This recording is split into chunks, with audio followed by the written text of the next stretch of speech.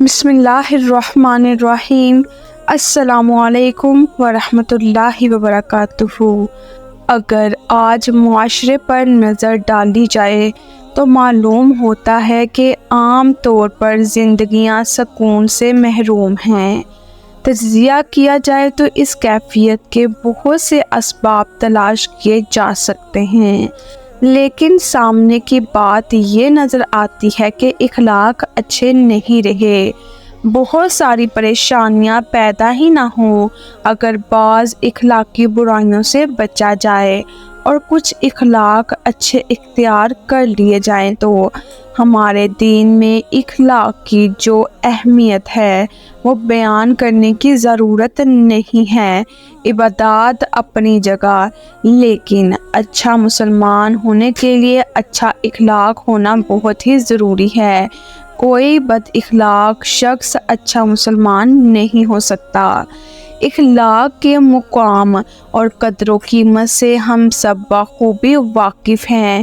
اچھے اخلاق کے بغیر نجات کی کوئی بھی صورت نہیں ہے، اور برے اخلاق کا سرمایہ اگر جمع کیا جائے تو ہلاکت و بربادی سے بچانے والی کوئی بھی چیز نہیں۔ برے اخلاق سے اللہ کی ناراضگی بھی ہمارے حصے میں آتی ہے، نیز انسانوں کے باہمی تعلقات بھی خراب ہو جاتے ہیں، اور باہمی تعلقات کا بگاڑ بالآخر پورے دین کو ضائع کر دیتا ہے۔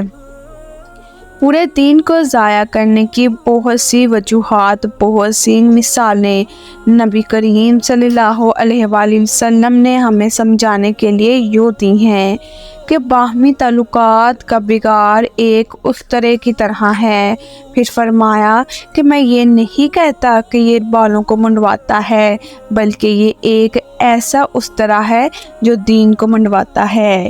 ایک اور حدیث میں آپ صلی اللہ علیہ وآلہ وسلم نے اس بات کو یوں بیان فرمایا کہ آپ صلی اللہ علیہ وآلہ وسلم نے صحابہ کرام سے پوچھا، کیا تم جانتے ہو مفلس کون ہے؟ لوگوں نے کہا کہ ہم مفلس اس کو سمجھتے ہیں جس کے پاس نہ پیسہ ہو نہ دنیا کا مال ہو۔ آپ صلی اللہ علیہ وآلہ وسلم نے فرمایا، نہیں، میری امت کا مفلس وہ ہے جو قیامت کے دن نماز، روزہ، صدقہ، اس قسم کی بے شمار عبادات جمع کر کے لائے گا، مگر اس طرح آئے گا کہ کسی کا حق مارا ہوگا، کسی پر تہمت لگائی ہوگی، کسی کو گالی دی ہوگی، کسی کو مارا ہوگا اور کسی کا خون بہایا ہوگا۔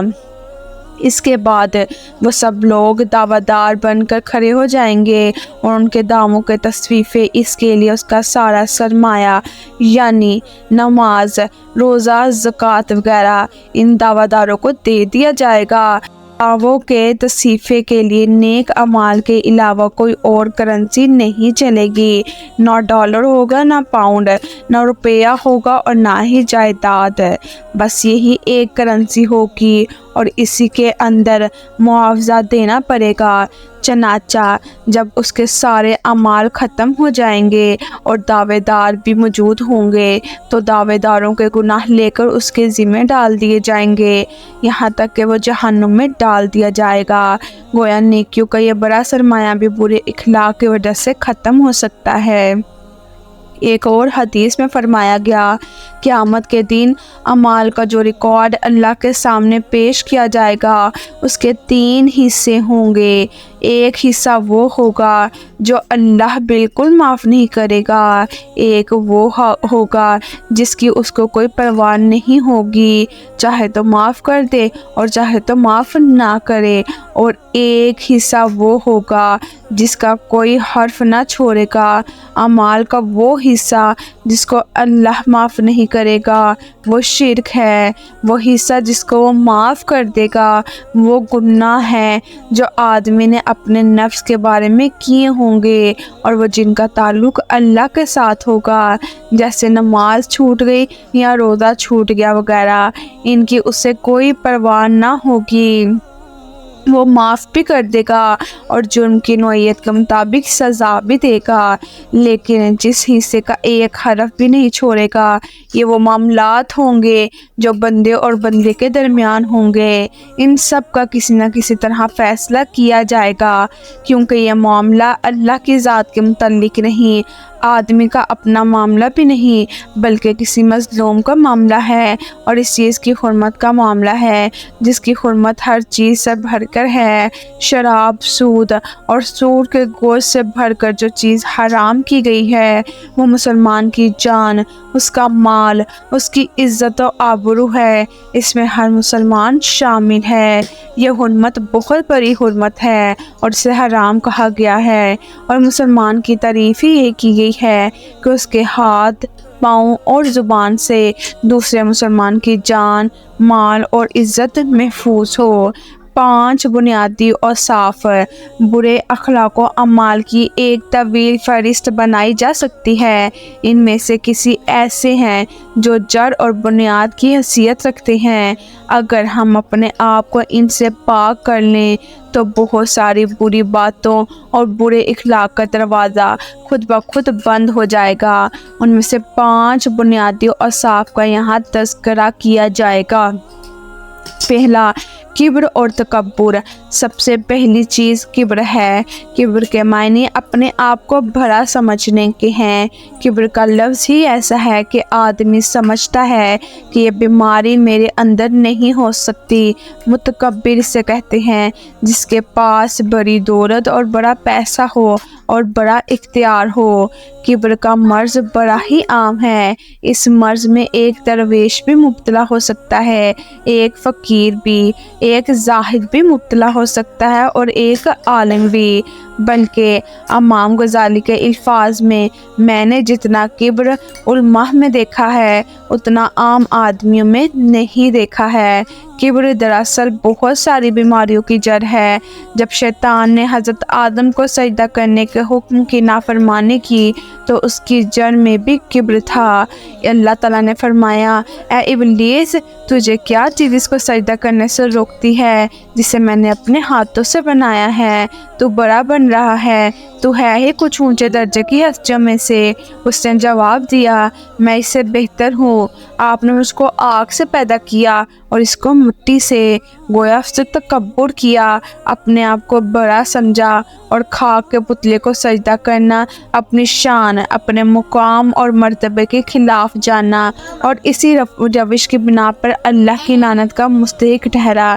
غصہ، انتقام، غیبت، بے شمار امراض ہیں جو کبر کے وطن سے ہی پیدا ہوتے ہیں۔ کبر کی تعریف ہی یہ ہے کہ آدمی اپنے آپ کو کچھ سمجھنے لگے۔ اس کے لیے قرآن مجید میں استکبار کا لفظ بھی بڑی کثرت سے استعمال ہوا ہے۔ استکبار کے لفظی معنی یہ ہے کہ اس نے اپنے آپ کو بڑا سمجھا۔ بسم اللہ الرحمن الرحیم۔ السلام علیکم ورحمۃ اللہ وبرکاتہ۔ کبر اور تکبر کے بارے میں لوگوں نے نبی کریم صلی اللہ علیہ وآلہ وسلم سے پوچھا کہ ایک آدمی چاہتا ہے کہ اس کے جوتے اچھے ہوں، اس کے کپڑے اچھے ہوں، کیا یہ کبر ہے؟ آپ صلی اللہ علیہ وآلہ وسلم نے فرمایا کہ نہیں، یہ کبر نہیں ہے۔ کبر تو یہ ہے کہ آدمی حق کو ٹھکرا دے اور لوگوں سے حقارت کا برتاؤ کرے، انہیں ذلیل اور اپنے سے کمتر سمجھے۔ اگر غور کیا جائے تو حق کو ٹھکرانا صدق اور حق پرستی کے بھی خلاف ہے۔ جو آدمی حق کو ٹھکراتا ہے اور ماننے سے انکار کرتا ہے، اس کے پیچھے سب سے بڑا سبب کبر ہی ہوتا ہے۔ یہ بھی کبر ہے کہ حق بات کہنے والے کو آدمی حقیر جانے اور یہ سمجھے کہ اس کا یہ منہ کہ یہ بات کرے۔ ذرا آپ کسی کی غلطی پر تنبیہ کر کے دیکھیں، معلوم ہوتا ہے کہ جیسے آدمی نے سانپ کے اوپر پاؤں رکھ دیا ہو۔ آدمی کا نفس اس طرح تڑپ اٹھتا ہے کہ اچھا، اس نے مجھے یہ کہہ دیا۔ قرآن میں انبیاء کی داستانیں اگر پڑھیں تو ان کو بھی اس کیفیت کا سامنا کرنا پڑتا تھا۔ قرآن مجید میں ارشاد ہے، کیا تمہارے درمیان بس یہی ایک شخص تھا جس پر خدا کا ذکر نازل کیا گیا؟ لوگ حقارت سے یہ کہتے تھے کہ اس کو اللہ نے وحی اتارنے کے لیے منتخب کیا ہے۔ کیا خدا کو کوئی اس سے بہتر آدمی نہیں ملا تھا جو کچھ حیثیت والا، رتبے والا، مال و دولت والا ہوتا، جس کو نبوت دی جاتی؟ چنانچہ حق بات کہنے والے کو ذلیل اور حقیر سمجھنا اور اپنے آپ کو بہتر جاننا یہ بھی کبر ہے، اور حق کو ٹھکرانے کی بنیادی وجہ بھی یہی ہوتی ہے۔ دوسرے انسانوں کے ساتھ جو آدمی بھی اخلاق سے پیش آتا ہے تو زبان سے نہیں کہتا، لیکن اس کے پیچھے بھی کبر چھپا ہوتا ہے۔ بعض دفعہ جب آدمی کہتا ہے کہ صاحب میں تو کچھ بھی نہیں ہوں، میں تو بڑا ہی گناہ گار ہوں، اس کے پیچھے بھی ایک طرح سے کبر کا جذبہ ہوتا ہے۔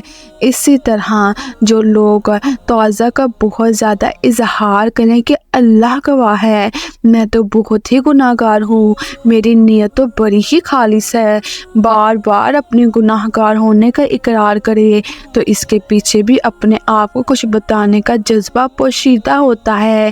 یہ ایسا جذبہ ہے جو غیر محسوس طور پر بھیس بدل بدل کے انسان کے اندر آتا رہتا ہے۔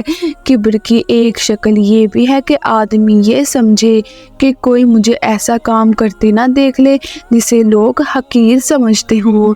بعض لوگوں کو گھر کا سودا اٹھا کر لانا ناگوار گزرتا ہے، بعض کو گھر کا کام کرنا ناگوار گزرتا ہے کہ لوگ یہ نہ کہیں کہ یہ تو نوکروں والے کام کر رہا ہے۔ اس کے پیچھے بھی یہی جذبہ ہوتا ہے۔ بیوی اگر کچھ کہہ دے تو غصہ آ جاتا ہے، اگرچہ وہ صحیح بات کہہ رہی ہے، لیکن اگر کوئی اور نصیحت کرے تو ایسا رویہ اختیار نہیں کرتا۔ اس قسم کی کیفیت عموماً ہر قسم کے آدمی کے اندر پائی جاتی ہے۔ یہ بھی کبر ہی کی ایک کیفیت ہے۔ کبر سے اپنے آپ کو بچانا چاہیے اور تواضع، عاجزی اور انکساری اختیار کرنی چاہیے۔ یہ سمجھنا چاہیے کہ ہر آدمی جسے اللہ نے پیدا کیا ہے اس کے اندر اس نے اپنی روح پھونکی ہے۔ قرآن مجید میں ارشاد ہے اور اس کے اندر اپنی روح پھونک دی، لہٰذا انسان ہونے کی حیثیت سے سب انسان برابر ہیں، حتیٰ کہ وہ نوکر جو گھر میں کام کر رہا ہے اس کے بارے میں بھی یہی سمجھنا چاہیے کہ اس کی بھی 2 آنکھیں اور 2 کان ہیں، وہ بھی انسان ہے، اس کو بھی اللہ نے دنیا میں ہماری ہی طرح پیدا کیا ہے، اور دنیا میں اس کو رتبہ کچھ دے دیا گیا ہو۔ چنانچہ وہ فرد جسے اللہ نے گھر میں نوکر چاکر بنا دیا ہو، یا عورت جسے گھر میں کسی کی بیوی بنا کر شوہر کے ماتحت کر دیا ہو، اس سے اس کے انسان ہونے کی حیثیت میں کوئی فرق نہیں پڑتا۔ سب کو اس نے مٹی سے پیدا کیا ہے، سب انسان ہیں اور انسان مٹی سے بنایا گیا تھا۔ کوئی اپنے آپ کو خواہ کتنا ہی عالی نسب سمجھے، سب کی نسل جا کر ایک ہی آدمی سے ملتی ہے اور وہ حضرت آدم علیہ السلام ہے۔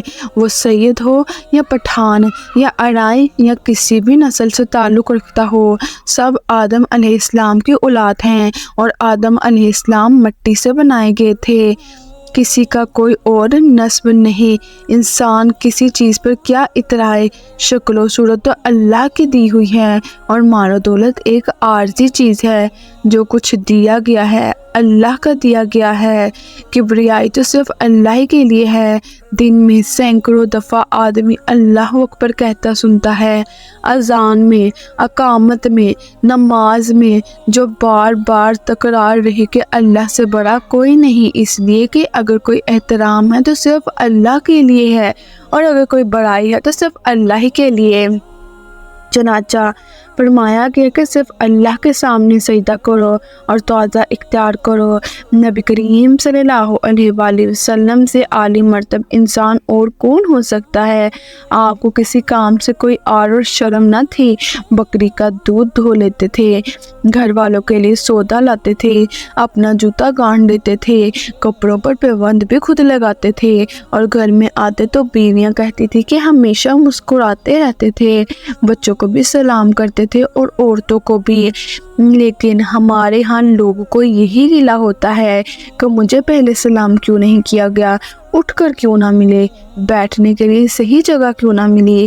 تقریر کی فہرست میں میرا نام یہاں پر کیوں نہیں آیا، اس سے پہلے کیوں نہ آیا، یہ اس کے بعد کیوں نہ آ گیا، اجتماع میں مجھے کیوں نہیں بلایا گیا، وغیرہ وغیرہ۔ اسوہ رسول صلی اللہ علیہ وآلہ وسلم کیا تھا؟ لوگ کہتے ہیں کہ نبی کریم صلی اللہ علیہ وآلہ وسلم کو مجلس میں پہچاننا مشکل ہو جاتا تھا کہ آپ صلی اللہ علیہ وآلہ وسلم کہاں بیٹھے ہوئے ہیں۔ آپ زمین پر بیٹھ کر کھاتے تھے، نوالا اگر زمین پر گر جاتا یا کوئی کھانے کی چیز گر جاتی تو پونچھ کر کھا لیتے تھے، اس لیے کہ یہ تو اللہ کا دیا ہوا ہے اور ہر وقت اس کی نگاہوں کے سامنے ہے۔ اسی کی دی ہوئی چیز کے سامنے آدمی کی اپنی کیا حیثیت ہے؟ تواضع، انکساری، سب چیزیں اسی سے پیدا ہوتی ہیں۔ کبر بہت سی برائیوں کی جڑ ہے۔ اپنے آپ کو دیکھتے رہنا چاہیے، دل کے اندر جو خیالات پیدا ہوتے ہیں ان کا جائزہ لیتے رہنا چاہیے کہ کہیں کسی کو کبر کا جذبہ تو نہیں سر اٹھا رہا۔ غصہ بھی کبر کے اظہار کا ایک ذریعہ ہے جس کا آگے ذکر کیا جائے گا۔ کن چیزوں پر غصہ آتا ہے، کون سی چیزیں ناگوار گزرتی ہیں اور کیوں ہوتی ہیں، ذرا کبھی تجزیہ کر کے اپنے گریبان میں منہ ڈال کر دیکھ لیا کریں۔ خود جائزہ لے لیں تو کہیں نہ کہیں اپنے نفس کی بڑائی، اپنی آن اور عزت کا ایسا احساس ضرور نظر آئے گا کہ جو انسان کو خرابیوں کے اندر مبتلا کر دیتا ہے۔ ہر آدمی کے اندر خوبیاں بھی ہوتی ہیں اور خامیاں بھی۔ آپ اپنی زندگی پر نظر ڈالیں، اپنے آپ سے زیادہ آدمی کس سے واقف ہو سکتا ہے؟ قرآن مجید میں ارشاد ہے، انسان خود ہی اپنے آپ کو خوب جانتا ہے۔ کیا آپ کہہ سکتے ہیں کہ آپ سے کوئی گناہ نہیں ہوتا، آپ سے کوئی غلطی نہیں ہوتی، آپ میں کوئی خامی نہیں ہے یا کوئی خرابی نہیں ہے؟ یہ دعویٰ کوئی بھی نہیں کر سکتا۔ اسی طرح آپ ہی کی طرح دوسرے انسان بھی ہیں، دوسرے لوگوں میں بھی خامیاں ہوتی ہیں، وہ بھی غلطیاں کر سکتے ہیں۔ ان کو حقیر سمجھنا یہی تباہی اور بربادی ہے۔ ایک حدیث میں آپ صلی اللہ علیہ وآلہ وسلم نے اس بات کو یوں بیان فرمایا کہ مسلمان کا بھائی ہے، اس پر بہت سارے حقوق ہیں، وہ اس کی عزت کے در پہ نہیں ہوتا، اس کی مدد کرتا ہے، اس کو کسی کے حوالے نہیں کرتا۔ پھر سینے کی طرف اشارہ کرتے ہوئے فرمایا، تقویٰ دراصل یہاں ہے، یعنی دل میں۔ گویا تقویٰ ظاہری رسوم و رواج میں نہیں ہے بلکہ دل میں ہے۔ پھر فرمایا کہ آدمی کے تباہ و برباد ہونے کے لیے یہی بات کافی ہے کہ وہ اپنے کسی مسلمان بھائی کو حقیر اور کمتر، اپنے آپ کو برتر سمجھے اور یہ جانے کہ میں اس سے زیادہ اونچا آدمی ہوں۔ یہ شیطان کی صفت ہے اور اسی وجہ سے شیطان جو ہے راندہ درکا ہو گیا، برباد ہو گیا اور ہمیشہ کے لیے اس پر لعنت ہو گئی۔ قرآن مجید میں ہے، اور اب روز جزا تک تجھ پر لعنت ہے، اس لیے کہ اس نے کہا کہ میں بہتر ہوں، میں کیسے جھک جاؤں اس کے آگے جو مجھ سے کمتر ہے۔ لہذا تواضع اختیار کرنا، جھک جانا، یہ بہت بڑی نیکی ہے۔ اسی سے انسان اپنے آپ کو کبر سے بچا سکتا ہے۔ بہت ساری برائیاں جن کا ذکر آگے انشاءاللہ کیے جائے گا، ان سے بھی اپنے آپ کو بچایا جا سکتا ہے۔ بسم اللہ الرحمن الرحیم۔ السلام علیکم ورحمۃ اللہ وبرکاتہ۔ انسان کے اندر پائی جانے والی دوسری بڑی خامی کینہ اور حسد ہے۔ دوسری چیز جس میں بعض اوقات کبر بھی آ جاتا ہے وہ کینہ اور دشمنی ہے۔ اسی سے ملتی جلتی چیز جو اس کا سبب بن جاتی ہے حسد ہے۔ حسد دراصل یہ ہے کہ کسی دوسرے کے پاس کوئی چیز دیکھ کر اس کا معاشرے کے اندر مقام، اس کا علم، اس کا مال و دولت، اس کی شکل و صورت یا کوئی بھی چیز دیکھ کر آدمی کے دل میں جلن پیدا ہو۔ اگر آدمی کے دل میں یہ جذبہ پیدا ہو کہ اللہ مجھے بھی ایسا کر دے تو یہ حسد نہیں ہے، یعنی کسی کی چیز دیکھی، دل میں جذبہ پیدا ہوا کہ ان کو اللہ نے دی ہے تو مجھے بھی اللہ نے دینی ہے، یہ حسد نہیں ہے۔ البتہ اگر جلن پیدا ہو، اس کے خلاف غصہ پیدا ہو اور پھر آدمی یہ چاہے کہ اس سے یہ چھن جائے تو یہ حسد ہے۔ حسد نیکیوں کو اس طرح کھا جاتا ہے جس طرح آگ خشک لکڑیوں کو کھا جاتی ہے۔ جب آدمی میں حسد پیدا ہو جائے تو وہ بہت ساری برائیوں میں پڑ جاتا ہے۔ اگر کسی سے حسد ہو جائے تو آدمی اس کو نقصان پہنچانے کے در پہ ہو جاتا ہے کہ کسی طرح اس کو یا اس کے مال کو نقصان پہنچائیں یا اس کی عزت نفس کو مجروح کریں۔ اگر کہیں کسی مجلس میں اس کا کوئی تذکرہ ہو رہا ہو تو اس کا مذاق اڑا دیا، کوئی طعنہ دے دیا یا اس کی کوئی برائی کر دی۔ اگر کہیں لوگ اسے اچھا سمجھتے ہوں اور کسی نے اس کی تعریف کر دی تو پھر آدمی تجسس کرتا ہے، ٹوہ میں لگا رہتا ہے کہ مجھے معلوم ہو کہ اس کے اندر کیا کیا خرابیاں ہیں، اور موقع ملے تو وہ کیا خرابیاں بیان کرتا ہے اور غیبت بھی کرتا ہے۔ اس طرح حسد بے شمار خرابیوں کی جڑ ہے۔ اگر غور کیا جائے تو حضرت آدم علیہ السلام کے قصے میں بھی شیطان کو کبر کے ساتھ حسد بھی تھا کہ یہ مقام ان کو کیوں مل گیا۔ میں نے ہزاروں برس سجدوں میں سر مارا لیکن مجھے تو یہ مقام نہیں ملا، مگر اس مٹی کے پتلے میں اللہ نے اپنی روح پھونک دی اور اس کو یہ مقام دے دیا۔ گویا شیطان کی دشمنی میں اپنی برتری کے احساس کے ساتھ ساتھ حسد بھی موجود تھا۔ اسی وجہ سے دشمنی اور کینہ پیدا ہو گیا اور وہ در پہ آزاد ہو گیا کہ اب میں قیامت تک اس کو اور اس کی اولاد کو بھٹکانے کی کوشش کروں گا۔ کسی کو نقصان پہنچانا، عزت گھٹانا، مالی نقصان پہنچانا، مذاق اڑانا، ذلیل و خوار کرنا، انتقام پر تل جانا، قتل کے در پہ ہو جانا، برائیوں کی ٹوہ میں رہنا، تجسس کرنا، بعض اوقات کسی کے بارے میں بڑے لطیف انداز میں کوئی ایسی بات کہہ دینا جس سے وہ دوسروں کی نگاہ میں گر جائے، ان سب کے پیچھے حسد اور کینہ ہی بنیاد ہے۔ اسی لیے فرمایا گیا کہ اپنے سینے کو صاف رکھو، اگر ہو سکے تو یوں صبح و شام کرو کہ کسی کے لیے تمہارے دل میں کینہ اور حسد نہ ہو۔ ایک واقعہ حدیث میں آتا ہے کہ نبی کریم صلی اللہ علیہ وآلہ وسلم کے پاس ایک صحابی تشریف لائے۔ رسول اللہ صلی اللہ علیہ وآلہ وسلم نے انہیں دیکھ کر فرمایا، اگر کسی نے جنتی کو دیکھنا ہو تو انہیں دیکھ لیں۔ بظاہر کوئی خاص وجہ نہیں تھی، حلیے کے لحاظ سے بھی وہ عام آدمی تھے۔ آپ صلی اللہ علیہ وآلہ وسلم نے فرمایا کہ یہ جنتی ہے۔ دوسرے دن بھی شاید یہی فرمایا۔ حضرت عبداللہ بن عمر رضی اللہ عنہ کو تجسس لگ گئی کہ یہ کیا عمل کرتے ہیں کہ جس کی وجہ سے آپ صلی اللہ علیہ وآلہ وسلم یہ فرما رہے ہیں کہ یہ جنتی ہیں۔ چنانچہ ان کے پاس گئے اور کہا، میرے گھر میں کچھ کھٹپٹ ہو گئی ہے اور میں ایک رات آپ کے پاس گزارنا چاہتا ہوں۔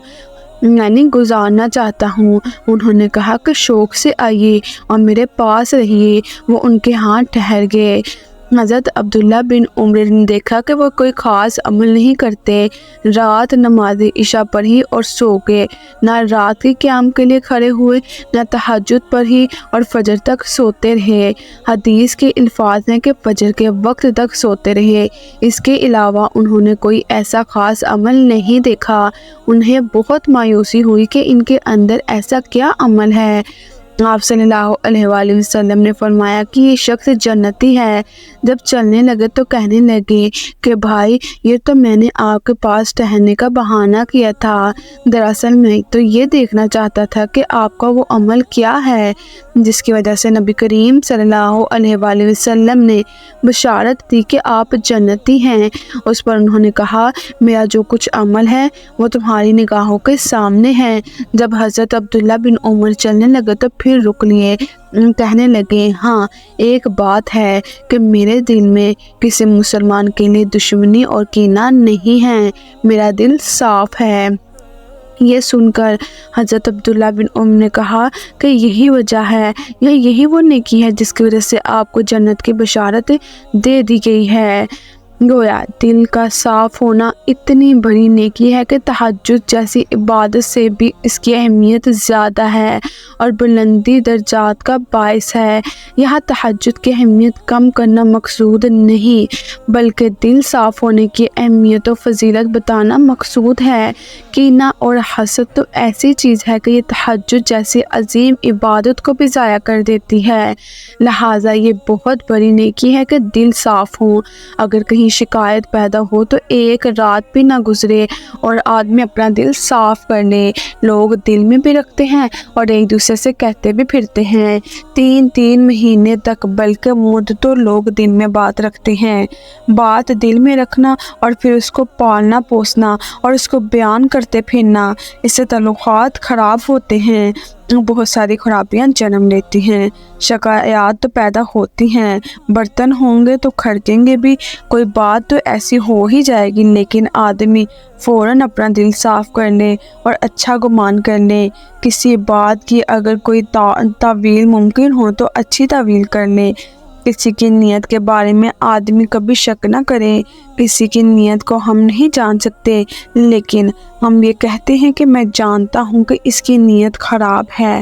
آدمی جب یہ بات کہتا ہے تو وہ ایک طرح سے اللہ کے علم کا دعویٰ کرتا ہے، جو جائز نہیں ہے۔ کسی کے دل میں کیا ہے یہ تو فرشتے بھی نہیں جانتے۔ لوگ اکثر یہ کہتے ہیں کہ مجھے معلوم ہے کہ اس کے دل میں کیا بات تھی، اس نے اس لیے مجھ سے یہ کہا اور میرے ساتھ یہ معاملہ کیا، وغیرہ وغیرہ۔ کسی کے دل میں کیا ہے یہ تو اللہ کے علاوہ کوئی نہیں جانتا۔ اسی غلط سوچ سے کینہ اور حسد پیدا ہوتے ہیں۔ کینے کو جب آدمی پالتا اور پروان چڑھاتا ہے تو جیسے جیسے وہ اس کے بارے میں سوچتا ہے، اس سے حسد پیدا ہوتا ہے اور بہت ساری خرابیاں بھی جنم لیتی ہیں، لہٰذا دل کو صاف رکھنا چاہیے۔ آپ صلی اللہ علیہ وآلہ وسلم نے یہ بھی فرمایا کرتے تھے کہ مجھ سے اگر شکایتیں مت کرو، لوگوں کی برائیاں مت کرو۔ میں چاہتا ہوں کہ مسلمان بھائیوں سے ملوں تو میرا دل بالکل صاف ہو، اس میں کسی کے لیے کوئی خرابی اور میل نہ ہو۔ اسی بات کے پیش نظر جو لوگ دوسروں کو لے کر چل رہے ہیں، قیادت کے منصب پر فائز ہیں، یا دوسروں کے ساتھ چل رہے ہیں یا معاشرے کو چلا رہے ہوں، ان کو حسد اور کینے سے اجتناب کرنا چاہیے۔ ہمارے اگر لیڈرز ہمارے گھر کے بڑوں میں جو ہے کسی دوسرے کے لیے، اپنے رشتہ داروں کے لیے، بہن بھائیوں کے لیے حسد اور کینہ ہوگا تو آٹومیٹکلی جو ہے وہ بچے بھی ان کو دیکھ کر یہی کچھ سیکھیں گے۔ ظاہر سی بات ہے وہ اپنے بڑوں کو دیکھ رہے ہیں اور بچے اکثر جو ہے اپنے بڑوں سے ہی ہر چیز سیکھتے ہیں، تو اگر ہم ان کے سامنے اپنے بڑوں کی برائیاں کریں گے تو ہمارے بچے بھی جو ہے وہ اس بیماری میں مبتلا ہوں گے۔ اگر ہم اس پہ غور کریں تو ہمارے دین اسلام نے کتنی ڈیٹیل سے، کتنی ڈیپ ہمیں ہر بات سمجھائی ہے کہ ہمارے دل میں کسی کے لیے حسد اور کینہ نہیں ہونا چاہیے۔ بہت سی ایسی باتیں ہوتی ہیں جن سے درگزر کرنا پڑتا ہے اور وہ ہمیں درگزر کرنا چاہیے، کیونکہ یہ اللہ کا حکم ہے۔ اور آپ صلی اللہ علیہ وآلہ وسلم نے بھی یہ فرمایا، اگر ہم تہجد کی نماز پڑھ لیتے ہیں لیکن ہمارے دل میں کسی کے لیے حسد ہوگی، کینہ ہوگی، تو ہماری نمازیں بھی جو ہیں وہ رائگاں ہیں۔ جس کی جو بات بری لگی وہ ڈائریکٹ ان کے منہ کے سامنے کہیں کہ مجھے فلاں بات آپ کو بری لگی اور بات کو وہیں پہ ختم کر دے۔ لیکن اگر آپ کو کوئی ڈر خوف ہے کہ ہم ان سے بات شیئر کریں گے تو معاملات بگڑ جائیں گے، تو کچھ معاملات جو ہے اپنے اللہ پر چھوڑ دے، اور اللہ جو ہے وہ بہتر انصاف کرنے والا ہے۔ اللہ کے سوا جو ہے ہمیں انصاف کسی نے بھی نہیں دینا۔ کسی کے دل میں، اپنے دل میں کسی کے لیے حسد ہرگز پیدا نہ کرے۔ حسد جو ہے وہ نیکیوں کو کھا جاتے ہیں۔ ہمارے سارے کیے اعمال جو ہیں جس کے بارے میں ہم حسد کر رہے ہیں اس کو کنورٹ اچھے اعمال کیے جائیں گے، ان کی برائیاں ہمیں کی جائیں گی۔ تو ہم حسد وقتی طور کرتے ہیں، ہم اپنی آخرت بھی خراب کرتے ہیں۔ اس لیے نہ تو ہم نے حسد کرنا ہے، نہ اپنی نیکیاں ضائع کرنی ہے، نہ ہی ادھر منتقل کرنی ہے، اور نہ ہی ان کے گناہ لینے ہیں۔ ان چیزوں سے اجتناب کرنا ہے جتنا ہو سکے۔ بسم اللہ الرحمن الرحیم۔ السلام علیکم ورحمۃ اللہ وبرکاتہ۔ تیسری بڑی خرابی غصہ اور غضب۔ تیسری چیز جو بہت ساری خرابیوں کی جڑ ہے وہ ہے غصہ۔ غصے اور غضب کی آگ بہت جلدی بھڑک اٹھتی ہے، اور جب بھڑکتی ہے تو سب کچھ جلا کر راکھ کر دیتی ہے۔ یہ ایسی دیا سلائی ہے کہ ادھر سلگائی اور ادھر آدمی قابو سے باہر ہو جاتا ہے۔ جسم غصے سے بے قابو ہو جاتا ہے، چہرہ سرخ ہو جاتا ہے، رگیں پھول جاتی ہیں، زبان سے جھاگ نکلنے لگتا ہے اور بلڈ پریشر بڑھ جاتا ہے۔ اس سے جسم پر بھی اثر پڑتا ہے اور دل پر بھی، بلکہ زبان، عمل اور برتاؤ میں ہر چیز پر اثر پڑتا ہے۔ گھر میں آدمی ہو تو بے قابو ہو جاتا ہے، کھانے کے برتن اٹھا کر پھینک دیتا ہے، ڈنڈا اٹھا کر بیوی کو مار دیتا ہے، اولاد پر غصہ آتا ہے تو بے دردی سے جھڑک دیتا ہے۔ اگر اجتماع میں بیٹھا ہو اور غصہ آ جائے تو ایک دم زبان بے قابو ہو جاتی ہے۔ غرض ہزار خرابیوں کی جڑ ہے غصہ۔ غصہ آنا کوئی بری بات نہیں، ایک لحاظ سے غصہ آنا ضروری ہے۔ اس کے بغیر آدمی اپنی غیرت اور دین کا تحفظ نہیں کر سکتا۔ غصہ بالکل فطری چیز ہے۔ جس طرح اللہ نے آدمی کی فطرت میں شہوت رکھی ہے، خواہش رکھی ہے، اسی طرح غصہ بھی رکھا ہے۔ لہٰذا غصے کا آنا ایک فطری امر ہے، لیکن غصے کو نکالنا اور غلط جگہ پہ نکالنا یہ وہ چیز ہے جس پر قابو پانے کی ضرورت ہے۔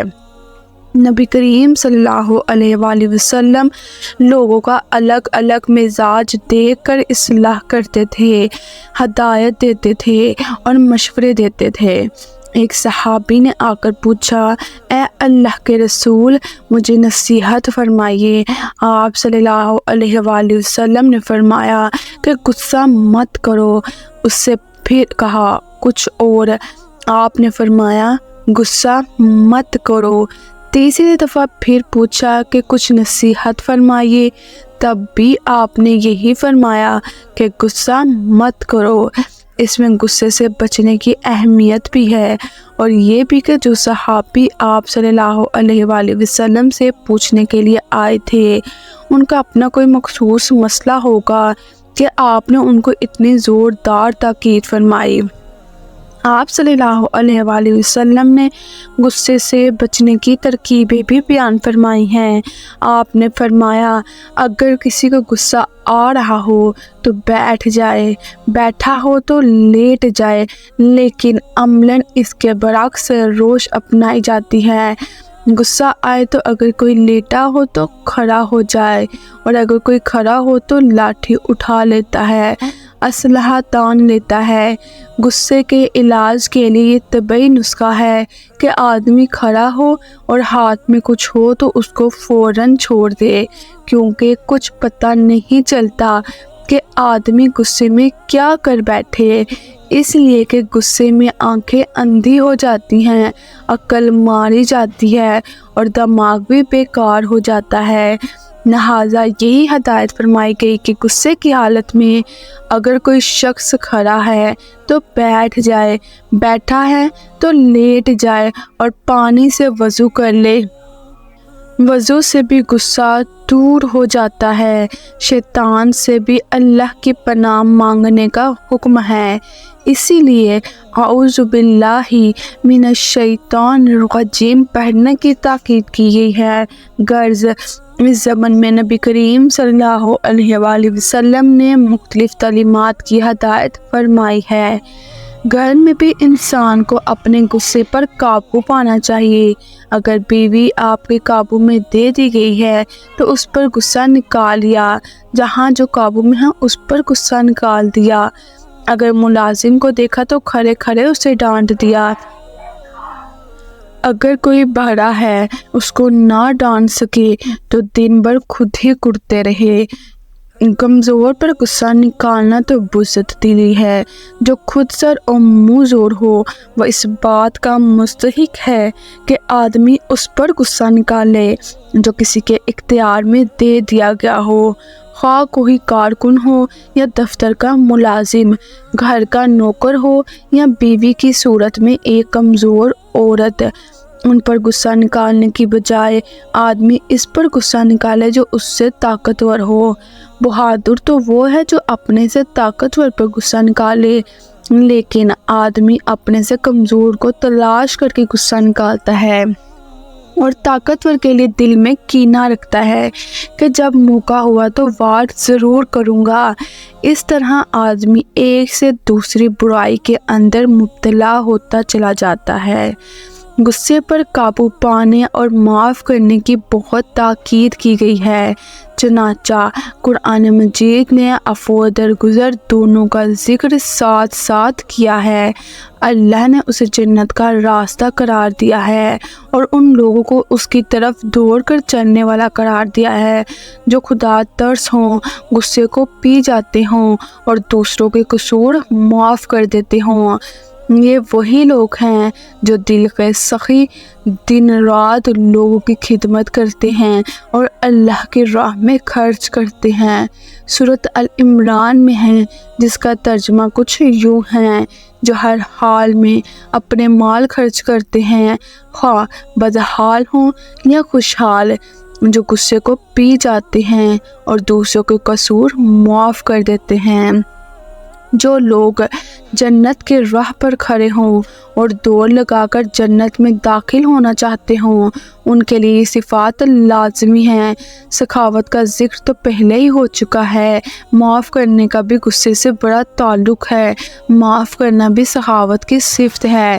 جس کا دل بھرا ہوگا وہ دل میں بہت کچھ سما سکتا ہے، نفرت پر قابو پائے گا اور معاف بھی کر دے گا۔ جس کا دل چھوٹا ہوگا، تنگ ہوگا، وہ مال بھی نہیں دے گا، خدمت بھی نہیں کرے گا۔ ذرا سی بات ہوگی، کسی کے منہ سے کوئی معمولی سی بات نکل گئی، اس نے کچھ کہہ دیا کہ جس سے عزت و آن پر ذرا حرف آ گیا، وہی اس کے تنگ دل میں غصے کا طوفان برپا ہو جائے گا۔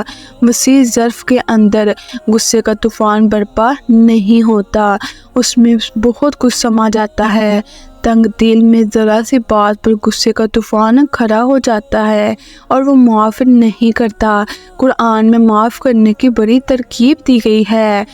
سورۃ عاشوراء میں ہے: پھر جو کوئی معاف کر دے اور اصلاح کر لے، اس کا اجر اللہ کے ذمہ ہے، بدلہ لینے کی اجازت تو ہے، لیکن فرمایا سورۃ انعام میں ہے، جس کا ترجمہ کچھ یوں ہے: اور جو بدی لے کر آئے گا اس کو اتنا ہی بدلہ دیا جائے گا جتنا اس نے قصور کیا۔ گویا بدلہ برائی کے برابر ہونا چاہیے، زیادہ نہیں ہونا چاہیے۔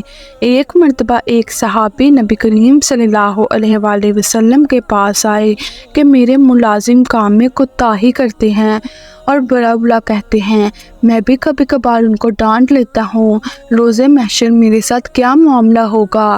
آپ نے فرمایا، قصاص ہوگا۔ تم نے جو کچھ ان کے ساتھ کیا یا انہوں نے جو کچھ تمہارے ساتھ کیا برابر ہے تو پھر ٹھیک ہے، دونوں چھوٹ جائیں گے۔ اگر تم نے جو کچھ کیا وہ ان کے کرنے سے زیادہ ہوا تو تم پکڑے جاؤ گے۔ عام طور پر لوگ ملازمین کے ساتھ بری طرح پیش آتے ہیں۔ آدمی کہتا ہے کہ میں جس طرح چاہوں ڈانٹ دوں۔ آپ صلی اللہ علیہ وآلہ وسلم نے یہاں تک کہ فرمایا، اگر تم نے زیادتی کر دی تو تمہارا مواخذہ ہوگا۔ یہ سن کر وہ صحابی رونے لگے، گوشے میں جا کر بیٹھ گئے کہ میں تو تباہ و برباد ہو گیا۔ آیا کون دیکھے گا کہ ملازم نے اتنی زیادتی کی، بیوی نے اتنی، اور کیا میں نے اس کے برابر کیا ہے یا کہیں زیادہ تو نہیں کر بیٹھا؟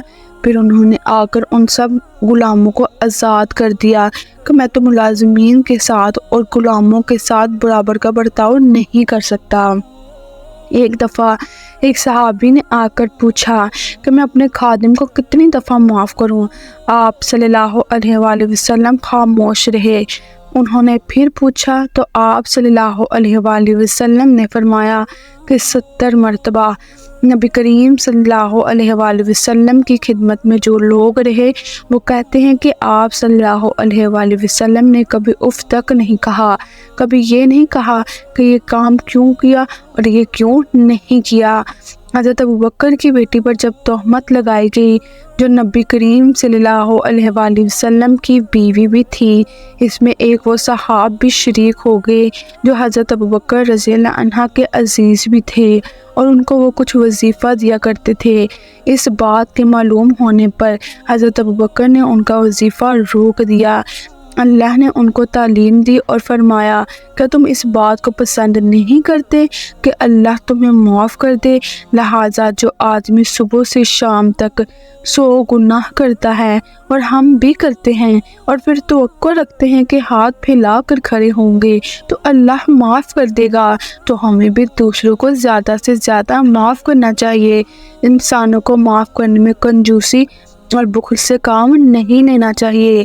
اگر آدمی کے اندر عفو درگزر کی صفت ہو تو بھی غصے پر قابو پانے میں آسانی ہو جاتی ہے۔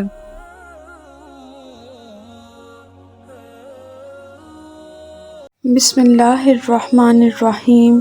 السلام علیکم ورحمۃ اللہ وبرکاتہ۔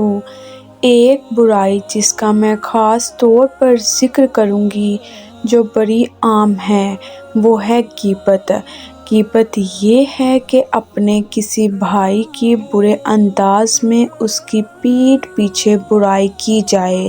اس کو بھی قرآن مجید نے برائیوں میں سے منتخب کر کے ذکر فرمایا ہے۔ قرآن میں ارشاد ہے اور تم میں سے کوئی کسی کی غیبت نہ کرے۔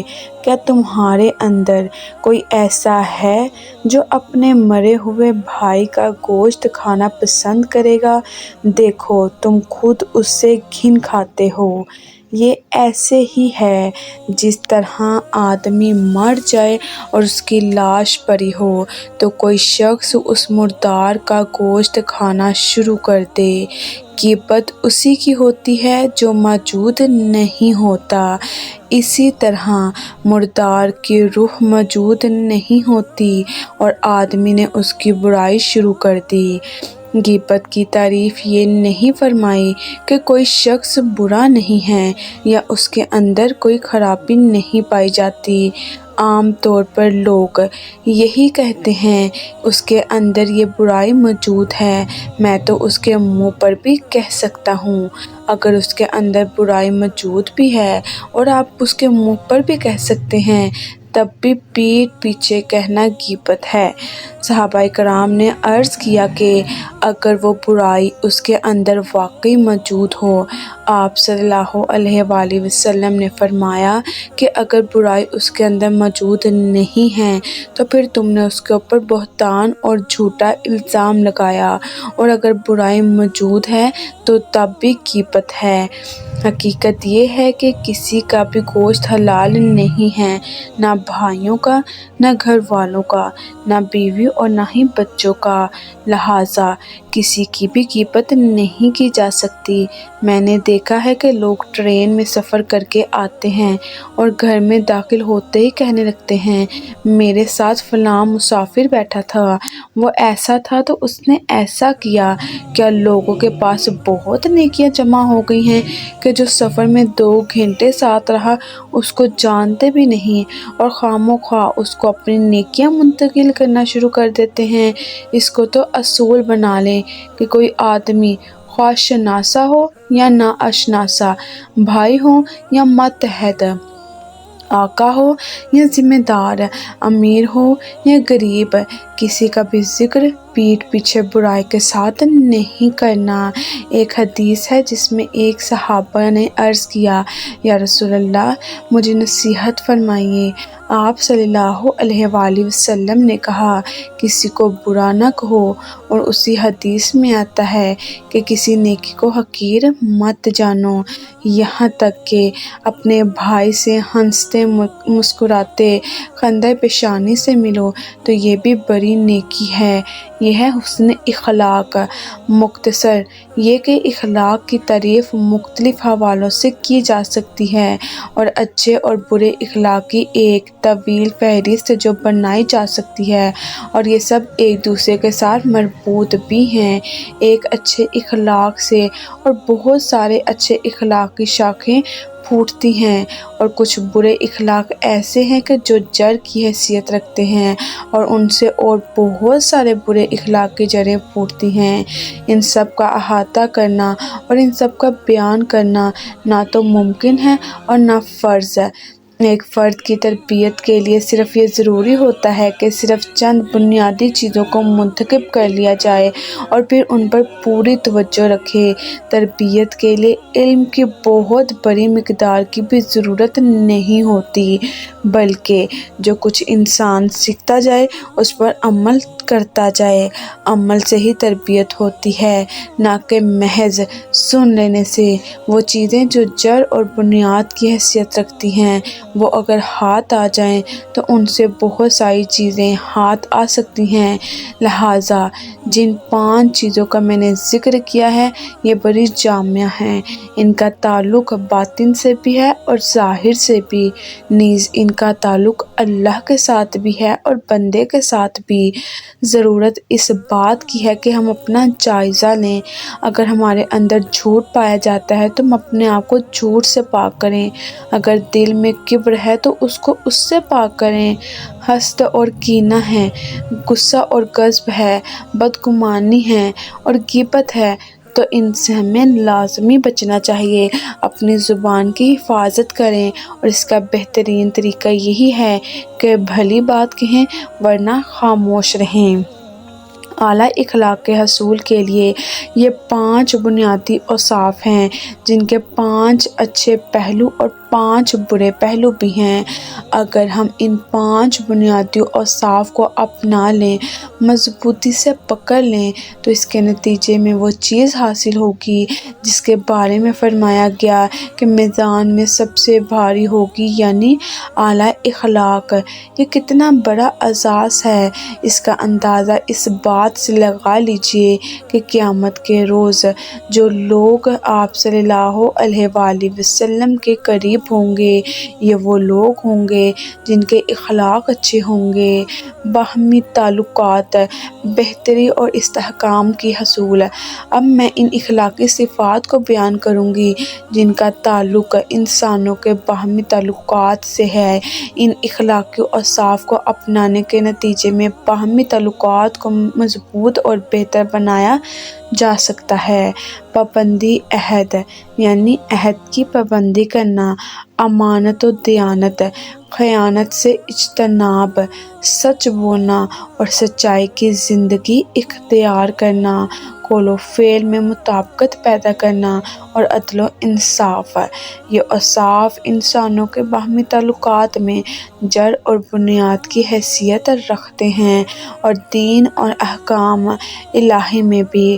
سچ بولنا یہ ہے کہ آدمی اللہ سے اگر کوئی وعدہ کرے یا کوئی بات کہے تو اس کو سچ کر دکھائے، اور اگر بندوں سے کوئی بات کرے تو اس میں بھی اس کو سچا ہونا چاہیے۔ جھوٹ نہ صرف یہ کہ اللہ سے نہ بولیں بلکہ بندوں سے بھی نہ بولیں۔ وہ امانتیں جو اللہ نے سپرد کی ہیں ان کو بھی ٹھیک ٹھیک ادا کرنا چاہیے۔ وہ امانتیں جو بندوں کے ساتھ تعلق کی صورت میں اور بندوں کی طرف سے عائد ہوتی ہیں ان کو بھی ٹھیک ٹھیک ادا کرنا چاہیے۔ اسی طرح سے اللہ اور بندوں سے عہد کا باندھنا اور اس کو وفا کرنا ہے۔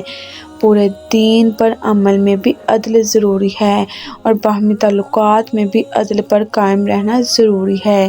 یہ بھی دین کے بہت سارے احکامات کا خلاصہ اور بنیاد ہے۔ اللہ نے عدل کے بارے میں حکم فرمایا۔ اللہ عدل اور احسان کا حکم دیتا ہے۔